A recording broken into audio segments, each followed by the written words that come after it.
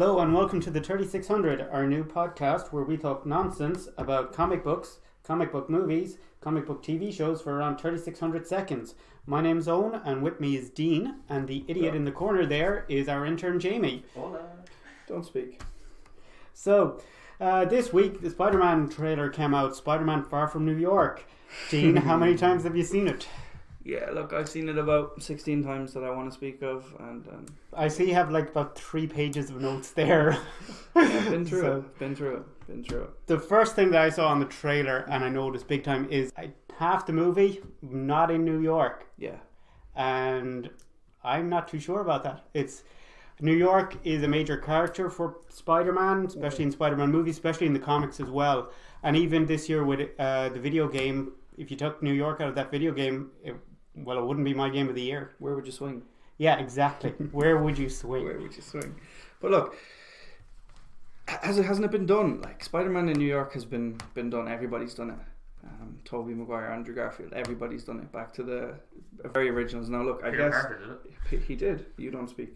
But look, everybody's done it. It's the source material. It's New York. But why can't we just have something different for like just a bit of a change? I mean, something absolutely massive happens in Infinity War / Endgame / whatever.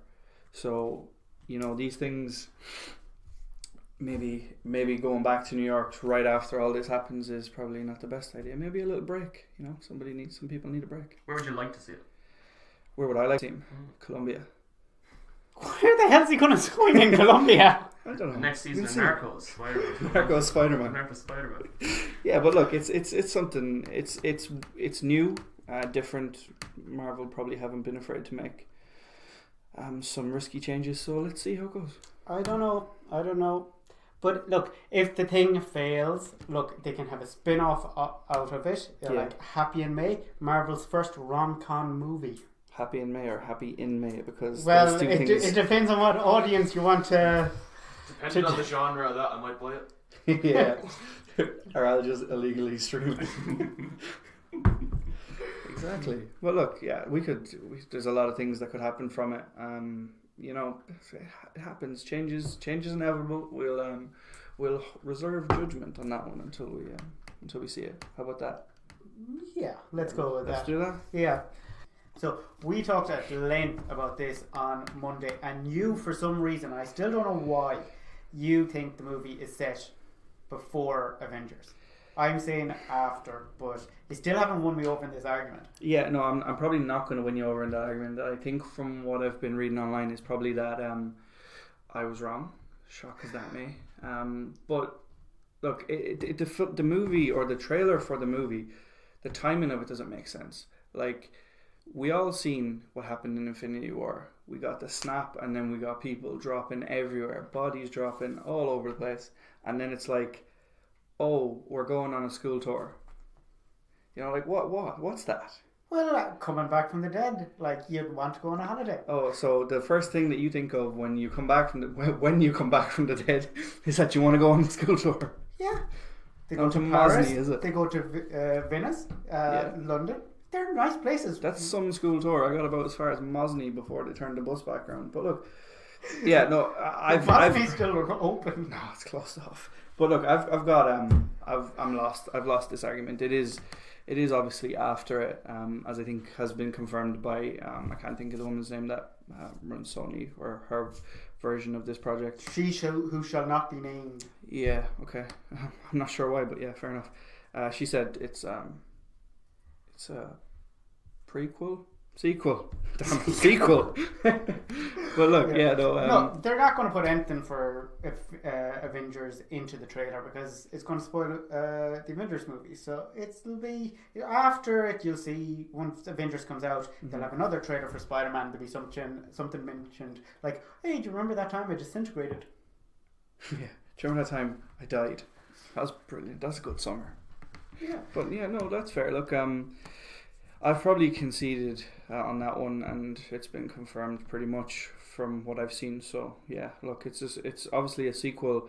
How much they're going to reference it, who knows? But again, it's one of those things that we'll have to reserve judgment on. So yeah.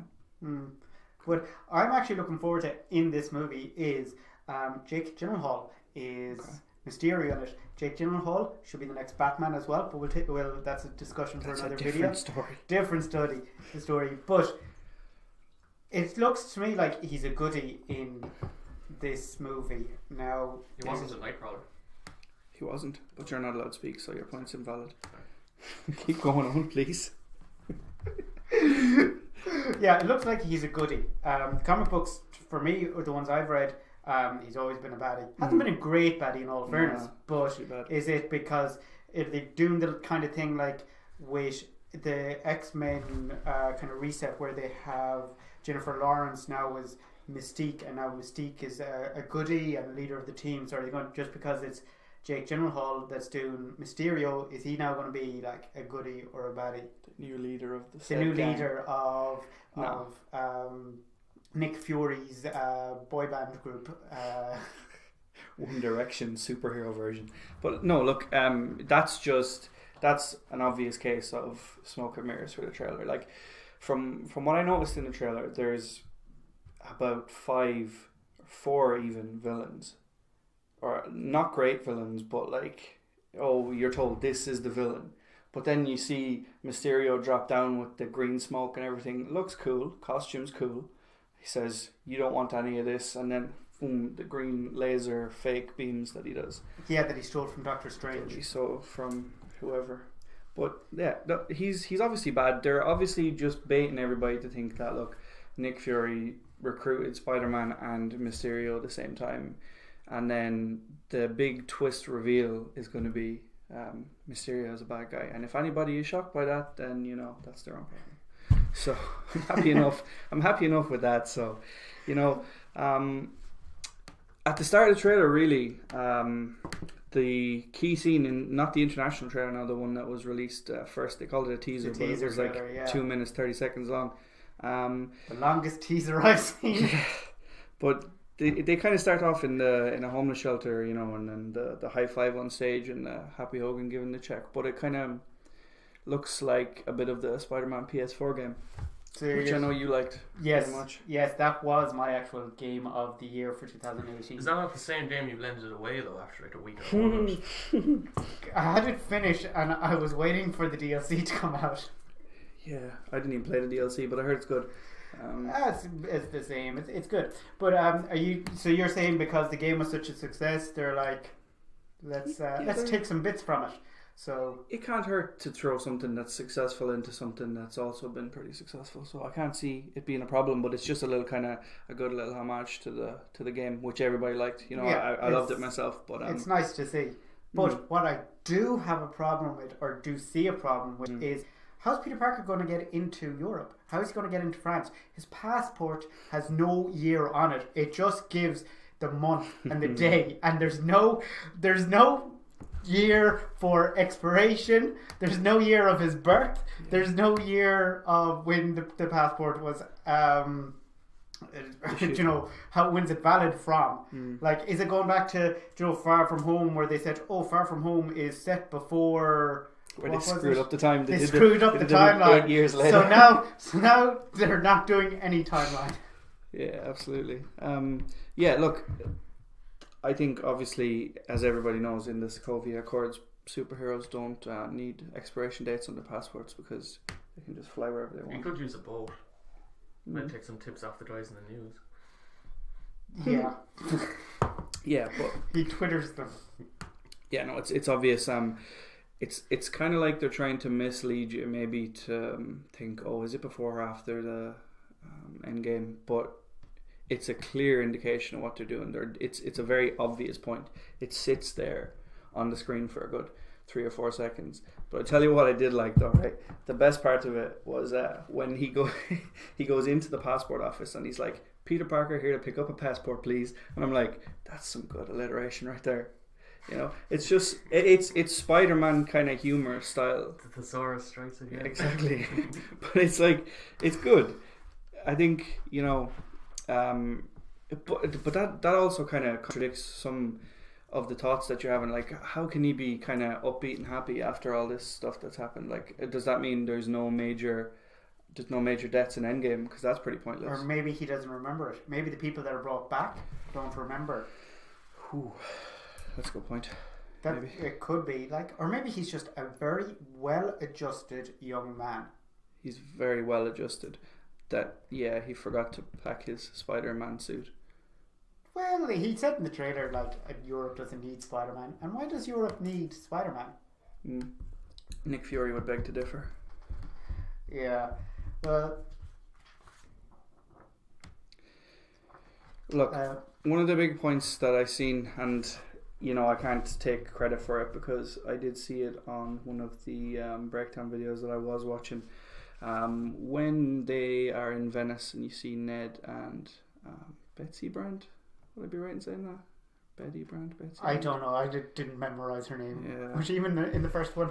No, I just remember from the comics she was something to do with Flash Thompson and all that jazz. But they did pass a boat that said ASM 212, which was pointed out. Pretty good spot though. That it's the Amazing Spider-Man Volume 212, where they have the sucky name of the villain Hydro Man. What do you think of that? About the name or the name. It's like Hydro Man. It's like you'd call a name of a plumbing company. Hello, my toilet's backed up. Who are you going to call? Call Hydro Man. Or the manager of like Irish Water or something. If Irish Water was on the scene, they wouldn't be recording that in the movie because there's too much water wasted there. Hydro Man. Brilliant spot though. I can't exactly remember where I seen it, but it was an absolutely incredible spot.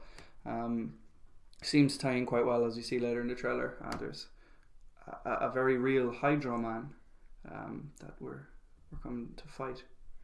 And what did you think of in the trailer? There's a small glimpse of Spider-Man a stealth suit. Oh, that Something was awesome. onto Spider-Man Noir. Yeah, that was awesome. That's pretty much all I have. When he flicks the glasses down.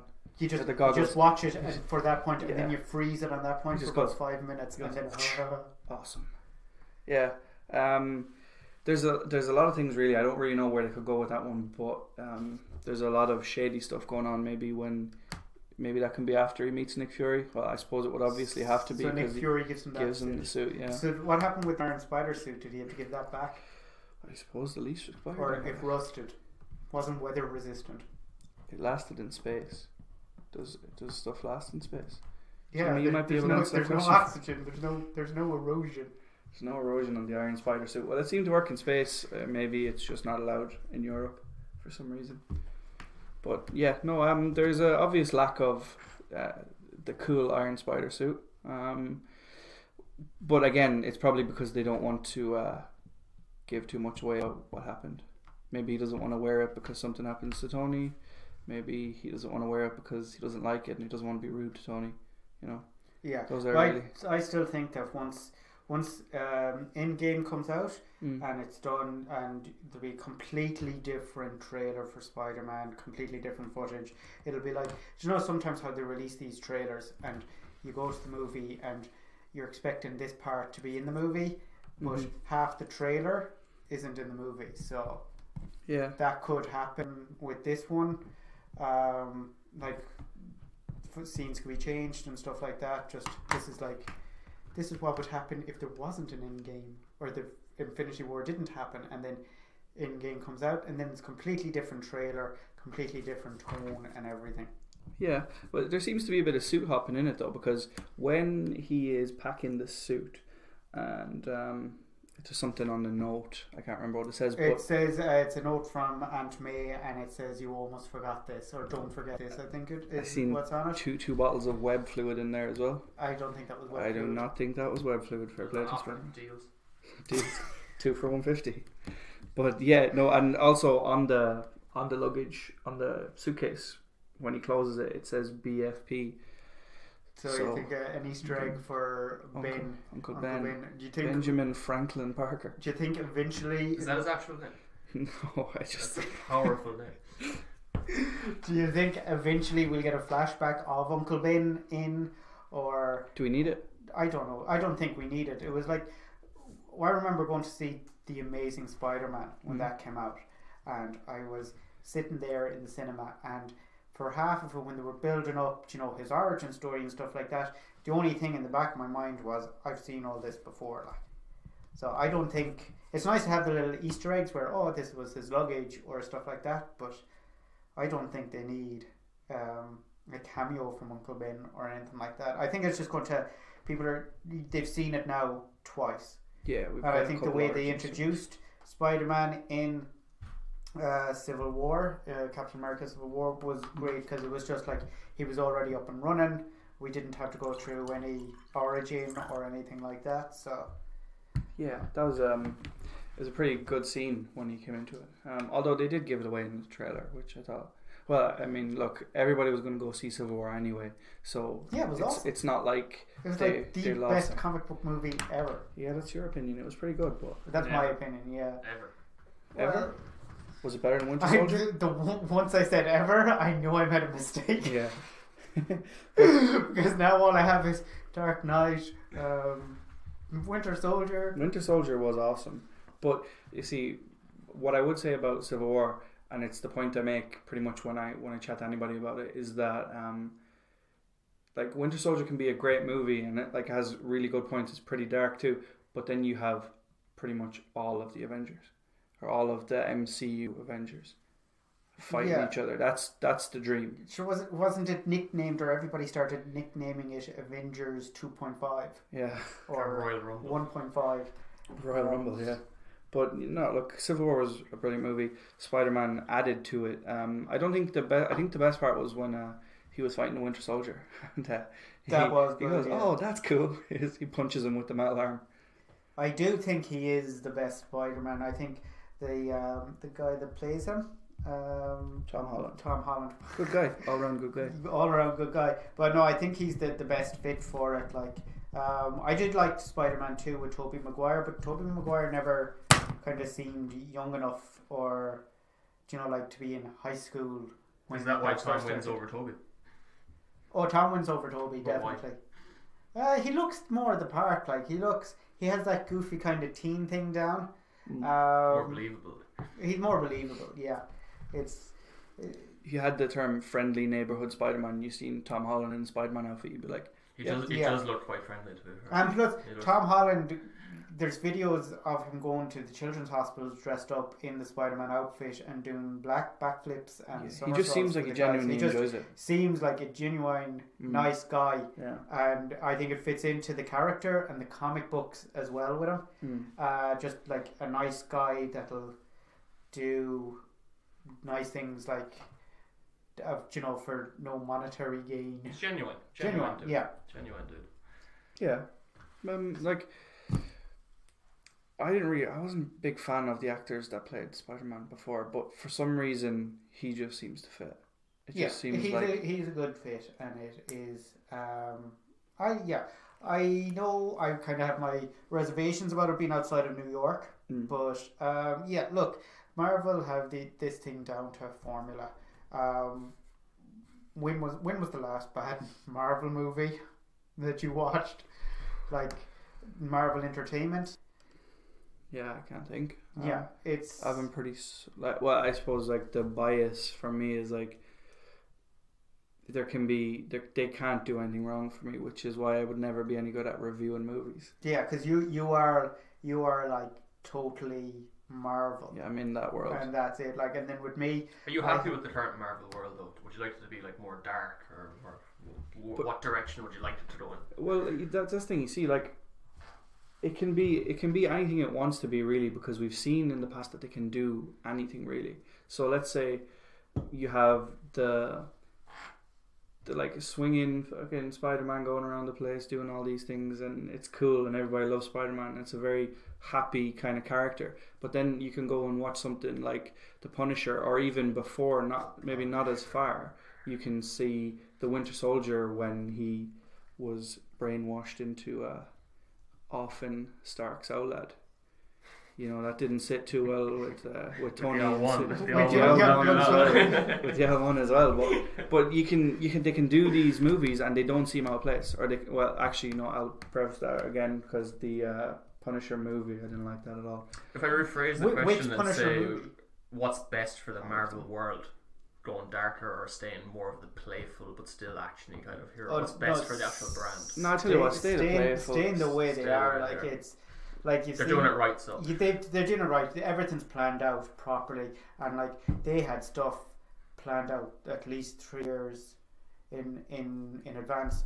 Like the only thing, I think the only movie that they had planned to come out was that didn't come out was The Inhumans, and I watched the TV show. I watched the first episode of the TV show, and they dodged a big bullet on that. So, but speaking of the Punisher, that came out on Netflix yesterday. Have you seen it? And how many episodes? I'm 1.5 episodes into it. I have just finished episode 5. Okay. Now, you loved last season. You loved season 1. Yeah. And I did like it. I did find that the pacing was a bit slow, because I said to you the first episode of season 1, it started off with him just tying up all the loose ends. Yeah. And then it was like 30 minutes of him sitting on a rooftop or banging a wall down with a sledgehammer. I would watch John Bernthal knock down the wall for 30 minutes. No problem. For 45 minutes. Oh, 45 minutes. With ads. 45 minutes. An hour and a half long film. With ads. No problem. With non-skippable ads. 20-second ads. Up to those YouTube ads. Yeah. But one teaser ad you can't skip on YouTube. I hate that ad.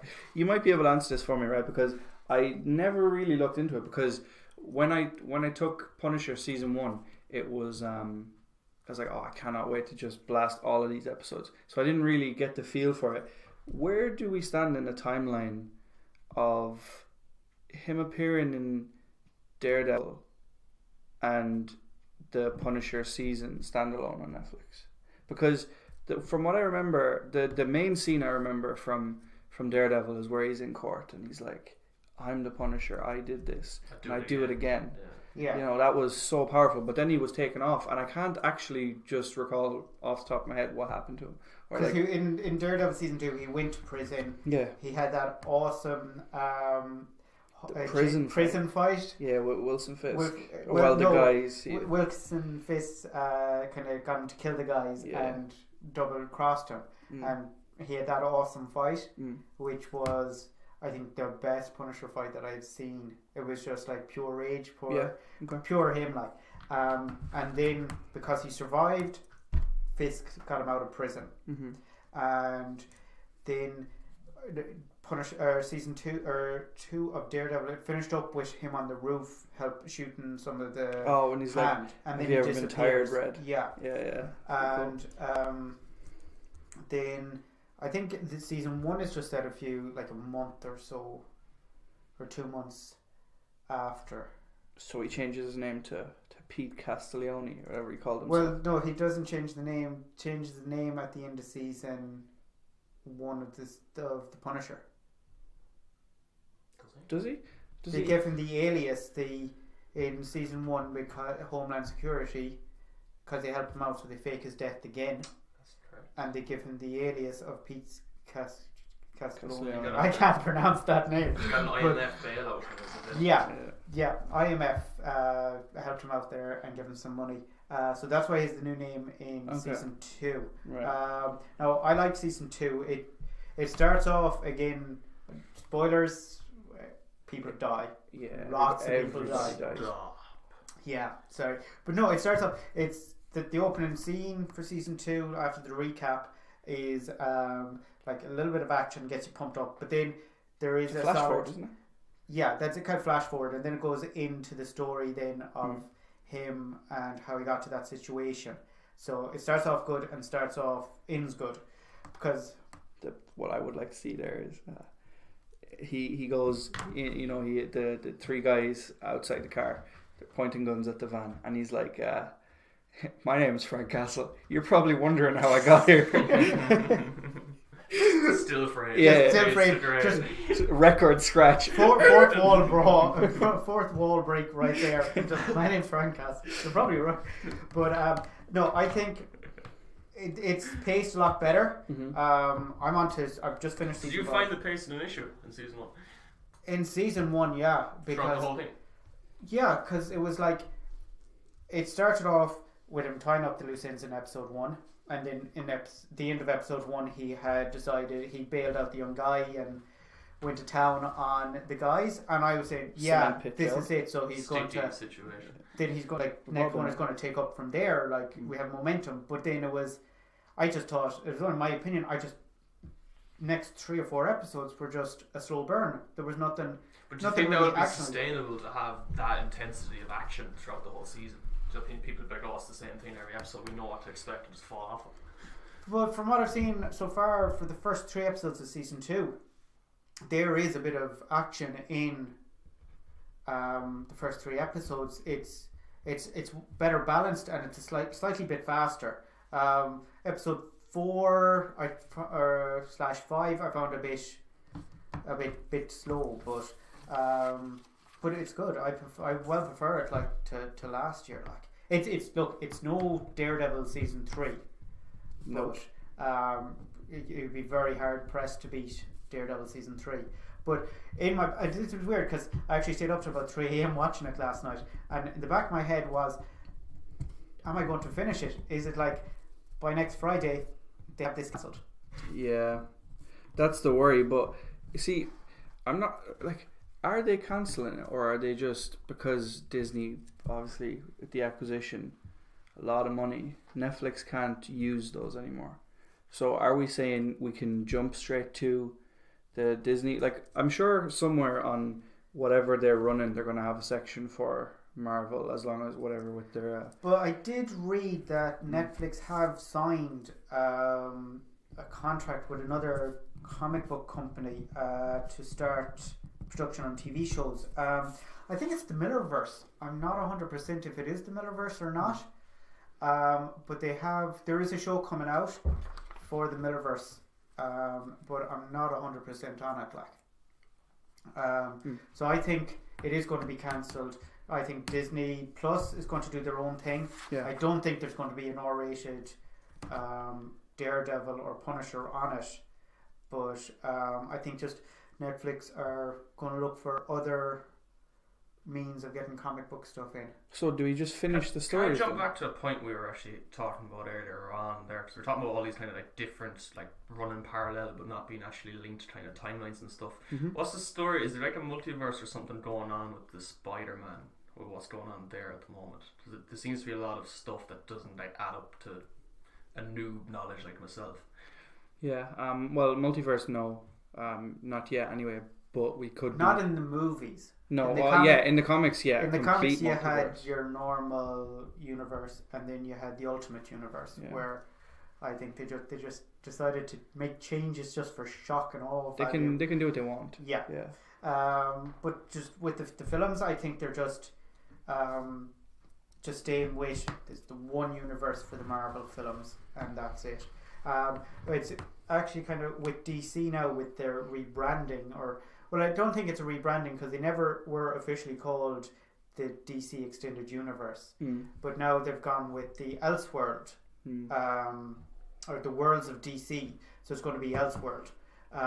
Like you have Joaquin Phoenix Joker, so that's like a standalone Joker, and Joaquin Phoenix is not going to be a bad performance. I prefer him to Jared Leto, but in all fairness to Jared Leto, like if you believe the stories, like you could fill this room with the amount of footage that was cut out of the Suicide Squad. Like for a major comic book character like the Joker, I think they just wasted him in it.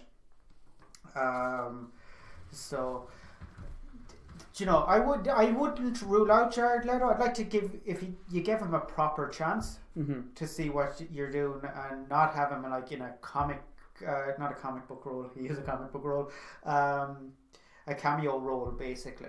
Yeah. But it's good. Look, the only thing I don't like about movies and standalone movies, well, not standalone movies, is Elseworld is like, well, I have this guy playing Joker, now I have this guy as well playing Joker. What's going to happen is, are they going to, with the Batman movie, whoever they're going to get to do that, I think it should be Jake Gyllenhaal. I think. Why Jake? He was actually he was actually the first choice to play Batman in Christopher Nolan's reboot.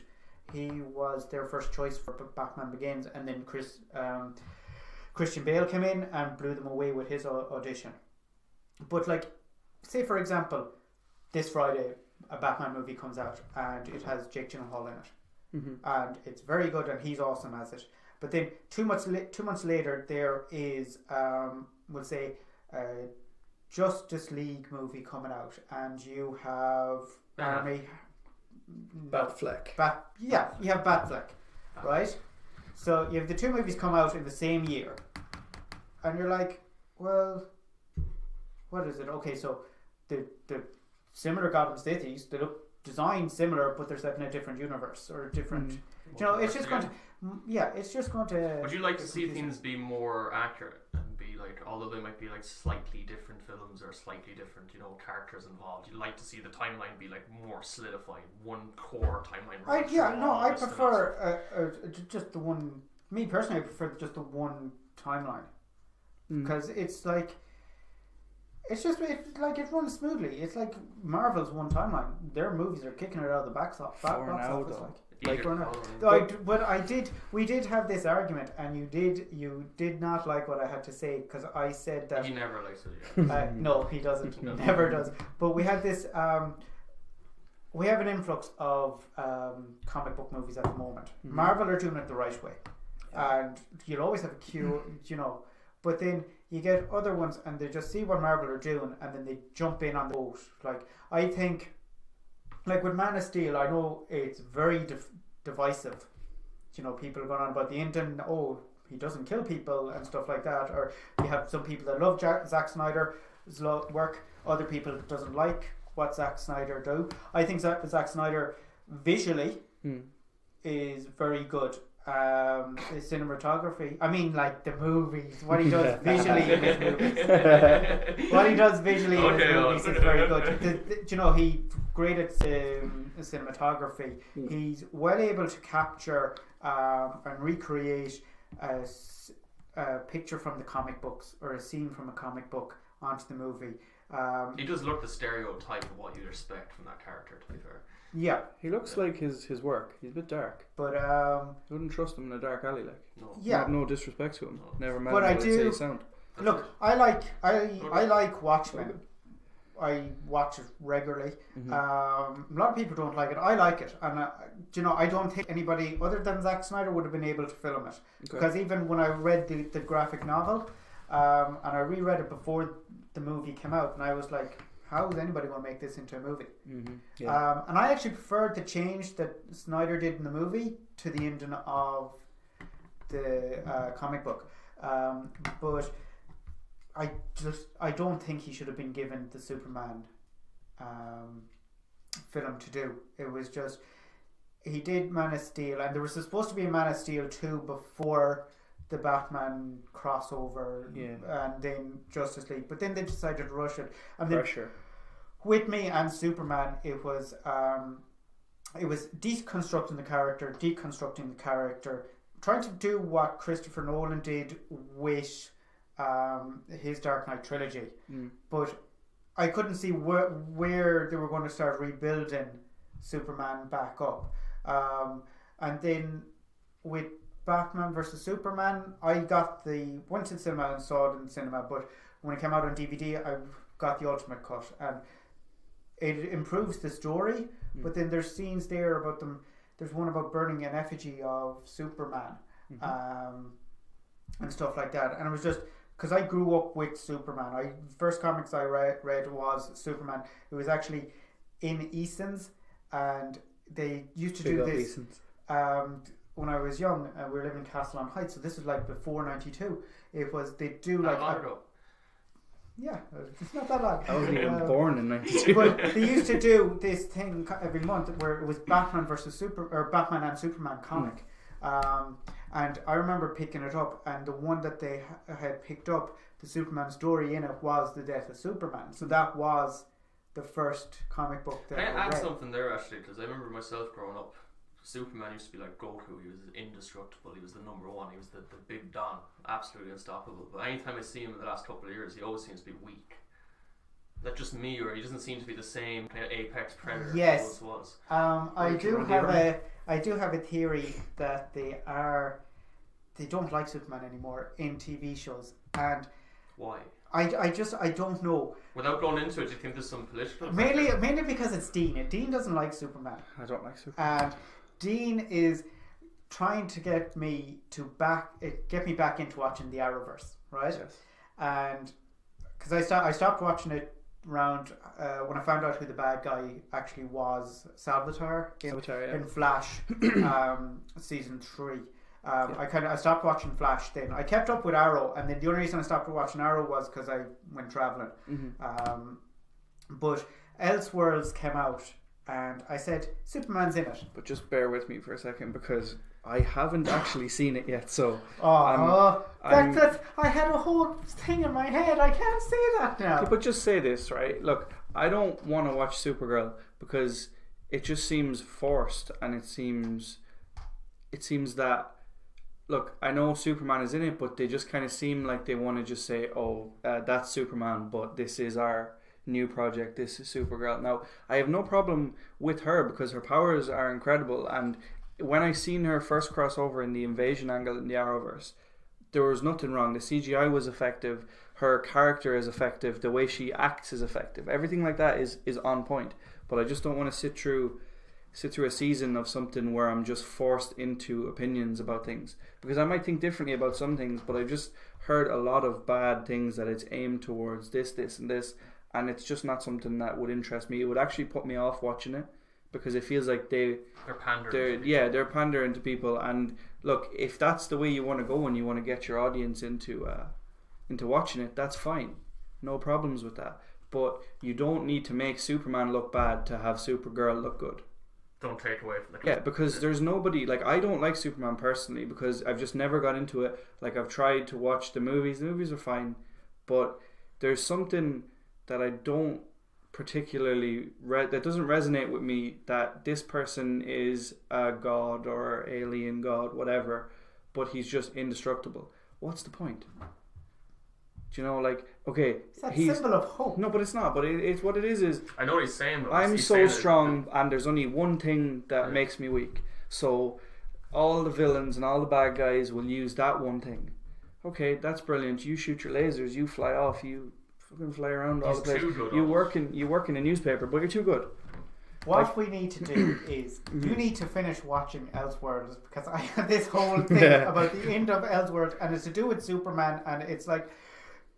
The Arrowverse, you actually put me off because I went back into. I said I'd only watch the Arrowverse because I found out Superman was going to be in the crossover event, so I watched it.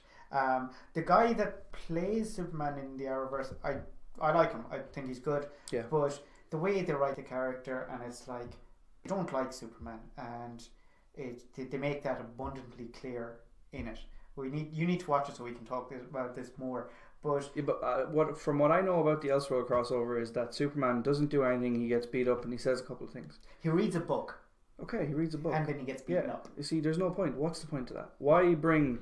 Like, if you walk up to somebody random on the street, right? Never seen a comic book, never seen anything. They're going to give you the generic names. Even, you're pointing to yourself there, James. Why are you pointing to yourself, James? But I walk up to somebody who has even less knowledge than you about something along these lines. It's hard to find that person. Just saying. It may be hard, but this is the thing, right? You walk up to them and they're going to spout you 3 names. Superman, Batman. BBK. No, they're gonna give you Superman, Batman, and maybe Spiderman, right? So the big three. The big three. So why are you making, like I've said before, I don't like him. Does not resonate with me as a character. But it's pointless to use somebody with the attributes of Superman if you're just gonna make him read a book and get beat up. It's a secondary character. Like, does he get beat up by somebody with kryptonite fists? Or how does he get beat up? Because he is a god alien man, news reporter, news writer. Is that why you find him boring though? Because like, I suppose a lot of the best characters you see in not even just comics, it's like they overcome adversity and you kind of feel for them. And like Superman doesn't really have that because he's just like a baller. Kind of, but like maybe so. But what resonates with me as a character when they don't have all of the tools, but they have ways to overcome them. So let's say some of the characters, like a lot of bow and arrow stuff. So you've got Hawkeye and you've got Oliver Queen as the Green Arrow. So those two, you can hold a show with Oliver Queen walking around doing these things. He's currently the mayor in the season that I'm watching. So, you know, all of these things. But then when he puts on the costume for Green Arrow and he goes out fighting crime as the good guy, anything can happen to him. He's not a superhero. What happens if an evil version of Supergirl turns up and laser beams him? He's going to die. You know, there's all of these things. If I was watching a Superman go out and defend the city at night, I wouldn't be worried about him, because there's no reason to be worried for him. So therefore, my interest is gone, and that's just the reason. It doesn't resonate with me. There's a lot of characters. Black Widow, for example, absolutely skilled hand-to-hand combatant, but anything could happen when you come up against all of these villains, alien villains, everything like that. People who don't have, you know, the natural superpowers. Yeah, it's the uncertainty. Yeah, it's the interest, because you never know what could happen to those people. So those people kind of, as a character, resonate with me more. That's what I would really say to that one. So you don't like the godlike? Not really. But then again, here's the thing about that point. I'm not too gone on Batman either. I like Batman and I like the Batman movies. I've always seen the Batman movies, and like I said, for just the point that I just made, Batman resonates with me a lot more than, let's say, a Superman would, or even like a Green Lantern would, or whatever. Yeah, along those lines. But he even gets his back broken in the Nolan films. Yeah, that actually happened in the comic book first. That happened in Nightfall. We really have to get him reading comics. Yeah, Nightfall. But what I'm going to do is I'll get you to read this. I'll give you the copy of it afterwards. Mm-hmm. But I have All-Star Superman. Okay. I'll get you to read that. One of the best storylines of Superman. So read that. Or if you're really lazy, you can. There's an animated movie as well. Okay. But I'll give you the comic afterwards. Read it. See, does it change anything about your mind on Superman? It's one of my favourite Supermans. One of the best Superman comics ever. But yeah, read it. Tell me what you think, and then finish Elseworlds, and we can discuss it more about it. But there are some very good Superman storybooks out there, like Superman Earth 1, Volume 1, 2 and 3. I find are very good, and Superman for Tomorrow. I love that storyline as well. But when DC did the rebirth, or not the rebirth, the reboot, when they did the New 52, when it was all Barry Allen's fault. You leave Barry alone. Poor Barry Allen. Barry Allen is the whipping boy, the punching bag of DC. So whenever we're going to change something, and it's all Barry Allen. That was the premise of the Invasion storyline. Everybody was annoyed at Barry. Barry goes back in time to save his mother. I don't think there wouldn't be a person alive that wouldn't do that. Like. There wouldn't be a person alive or dead that wouldn't do that if they could. Barry Allen goes back. So, James, for somebody who hasn't seen it, right? So Barry Allen is the Flash, the fastest man alive. No, that's I can't. Barry Scott. That's Barry Scott. Barry Scott. Close enough. He was actually Earth 17's Flash. Barry Scott. So yeah. But no, for somebody who's never seen it, I'd recommend it, because you don't need to know too much about it to watch the Flash. And somebody who would be interested in kind of, see, I don't know if the science maps out. I don't know if the maths works out. I don't know any of that sort of stuff. But if you have any sort of interest in that, give the Flash a watch, because what happens is, so from the start, his mother is killed. We won't say by who. Maybe it was a bad guy. A baddie kills his poor mother, and his father is framed for it. Now, Barry gets a bit of power, a bit of speed, the legal stuff, the Speed Force. And he goes back. He figures out, he goes around saving the city from all the metahumans, the cause from a particle accelerator explosion. He learns how to be the Flash. He takes on the guy, goes back in time, saves his mother. By doing that, he creates Flashpoint, like a universe that runs alongside the timeline. And in that universe, some things happen. Some bad things happen. Some people die. Some people don't exist. Some people have powers. Things like that. And everybody hates Barry. And I feel bad for him. I do think one thing, Flashpoint in the TV show should have been more than one episode. Yeah, 100%. They gave us one episode of Flashpoint, and fair enough. I've read bits of Flashpoint before, things like that. I've heard about it, but I got the comic off you very graciously for a Secret Santa present for Christmas. Fair play to you. You're welcome. I enjoyed it. It's obviously a lot different than what played out in the TV show, the Arrowverse. Oh yeah, but it's the same idea, same concept. Yeah. But yeah, no, he goes back to save his mother. Like, I don't get why people bag on poor Barry for saving his mother. I don't know. His poor mammy's dead. And then, they did like a whole 40-minute thing where he was sitting down having breakfast with his mother and father, and everything seemed great. But you're just like, this doesn't sit right with me, because you're dead. So, he never moves out. He never meets Iris. He never meets Joe. Wally is the Kid Flash. Horrible suit. But all these things sort of happen, and it's all Kid Flash suit sucks. It does suck. It's yellow and dark red. Yeah, they could have done it better. It looked better in the comics. And the guy who plays Wally West in the Flash is too stocky to look like a Flash. Like, he's a big dude. Like, he'd run through you. He's ripped. Like, yeah, no. If himself and Barry had a race and one of them had to run through a wall, I know who I'd pick. Wally's going through that wall. Yeah. It just doesn't look right. There's something about it that I can't get my head around. But I like him. I like him as an actor. I think he was good. Yeah. But I think they introduced him. They introduced him at the right time, but they introduced his powers. Yeah. Too quick. I'd have gone another season before I'd have given him powers. Like, I'm halfway through season 3 and he's already faster in the test that he's doing than Barry Allen. Yeah. And look, whoever you prefer as the Flash, I know you prefer Wally West in the comics as the Flash.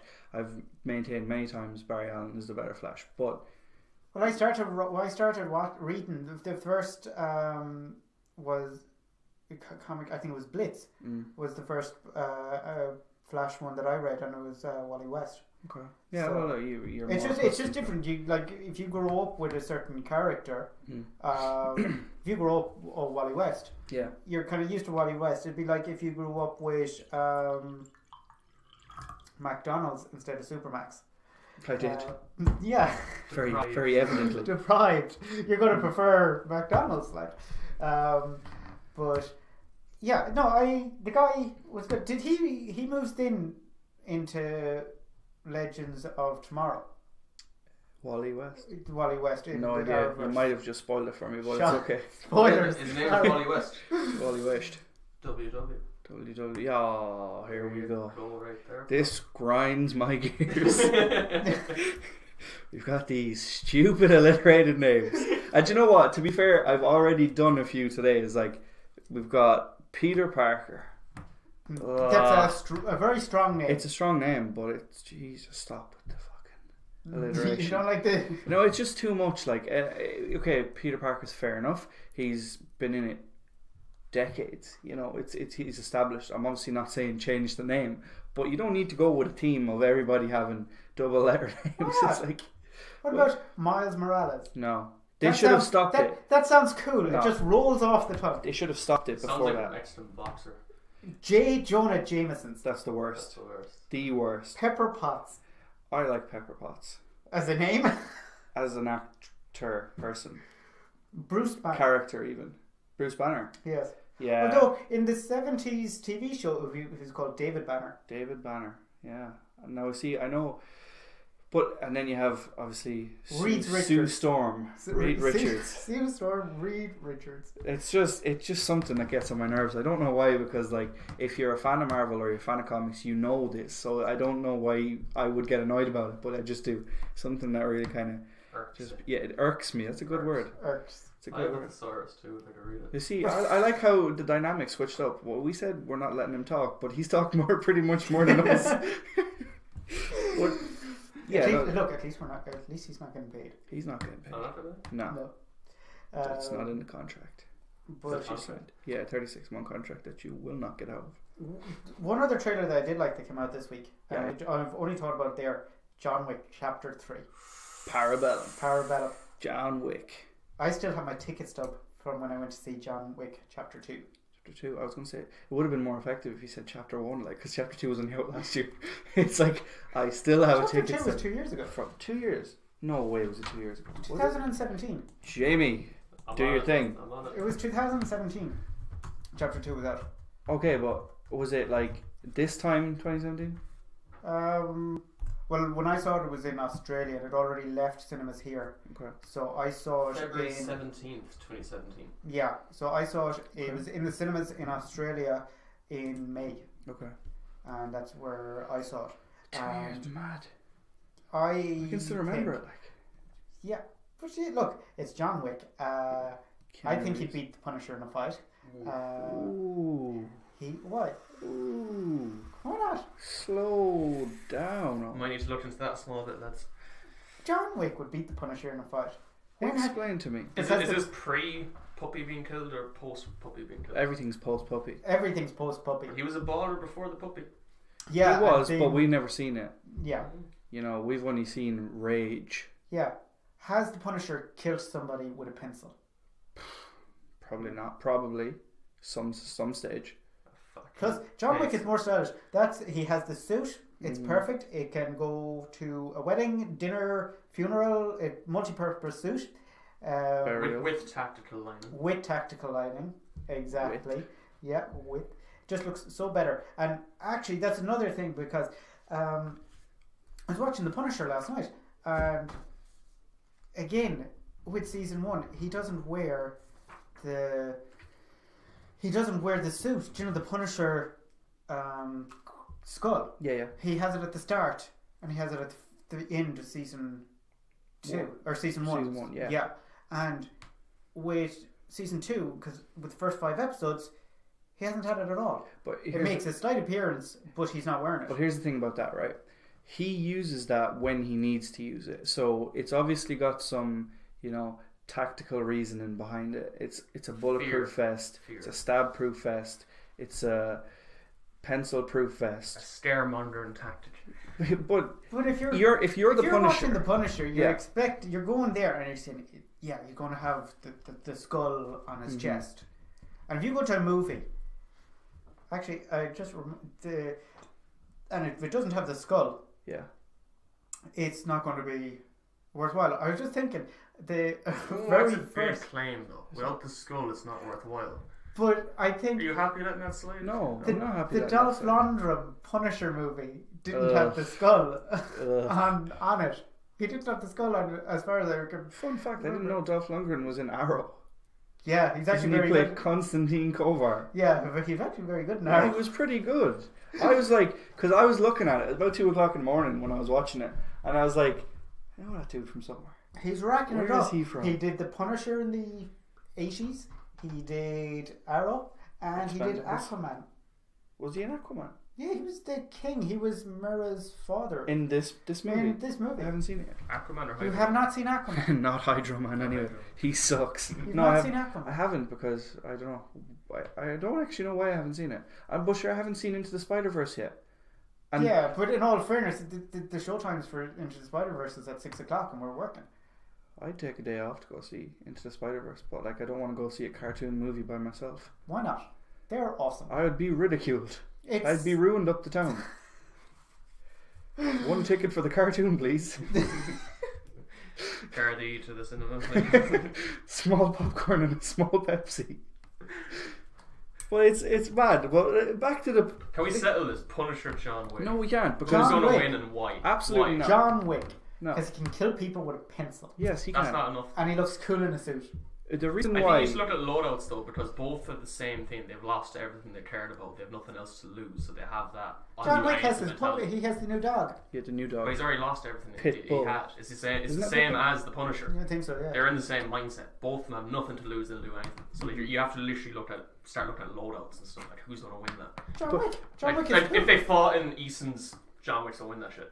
Do you know what I mean? If I could, I'd mute his mic.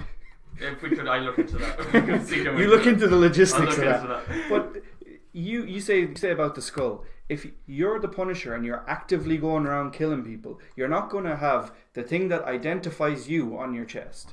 Look at me, I'm the Punisher. You're probably going to die. Fair enough.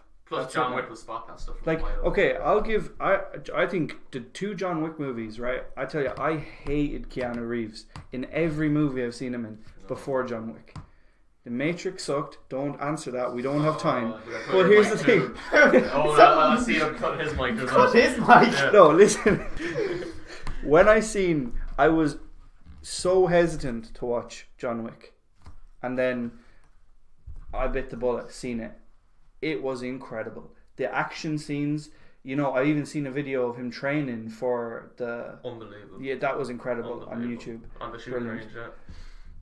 That's brilliant. But I just think the Punisher is vicious. Like, there's no way we can settle it because they've never really been weak. Okay? They've been shot. Okay? Every time a major character like that gets shot, it seems like they can always get away from it. Like, I seen didn't the Punisher get shot in the stomach in the first season and he's bleeding out. I was like, he's not gonna die, is he? See, this is why I think John Wick will win. He got shot in the ass this season. In the new film, John Wick is what? He's being hunted by an army of assassins. Yeah. For the Punisher, normally he's the hunter. Mm-hmm. So someone who's always hunted against someone who's a hunter. But there's a line in the trailer where I thought you were going to say in the sand, throw a reference to him walking in the No.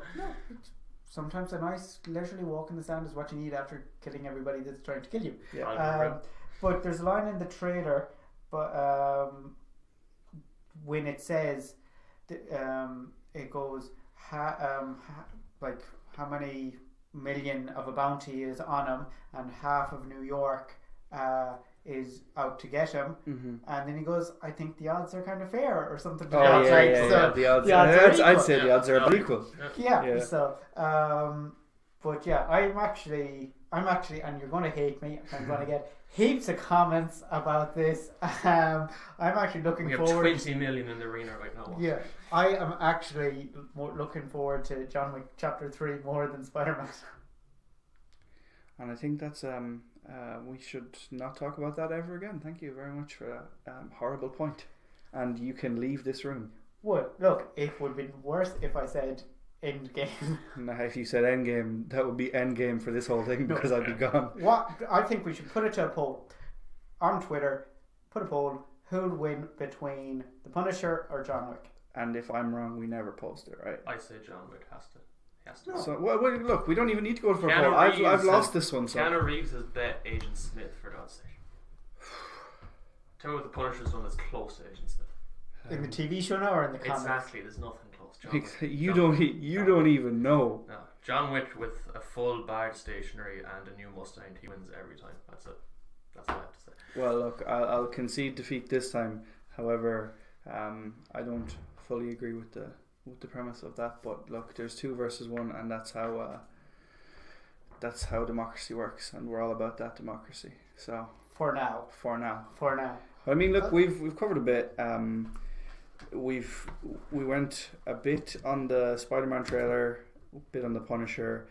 Owen has to get his DC in, so that's fair. Everybody seems to be pretty happy with that. You got your points across. You will be watching the Arrowverse. That's not a joke. Is there anything else we need to touch on for this week? I don't you need to rewatch the Matrix films. Yeah, you need to watch the Matrix. No, I think that's everything.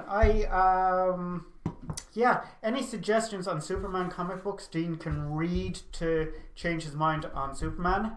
Please put in the comments, or at us at Twitter.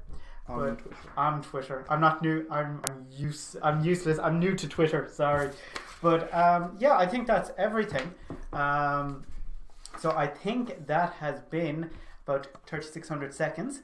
Don't forget to like and subscribe to our channel. Follow us on Twitter at 3600 podcast. And yes. I think that's it. We will talk to you again shortly. The next time. Ending. It's ended. Done. The game is over. In the corner there is our intern Jamie. Hola. Don't speak. Bruh.